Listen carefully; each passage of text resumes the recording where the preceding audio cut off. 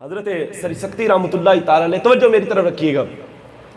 सरीसक्ती रहमतुल्लाह अलैह एक मरतबा दरख्त के पास गए और उसको जाकर कहा, दरख्त कितना अच्छा है तू, लोगों को हवा देता है, लोगों को छांव देता है, लोगों को गर्मी से बचाता है, लोगों को तपिश से बचाता है, लोगों को फल देता है, लेकिन यार एक बात समझ नहीं आई, तेरा अंजाम इतना बुरा क्यों होता है?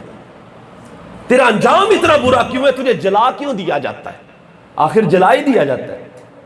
तू इतना अच्छा है, लोगों को छांव देता है, धूप से बचाता है, गर्मी से बचाता है, फल देता है, लोगों को फल देता है, लेकिन तेरा अंजाम अच्छा क्यों नहीं?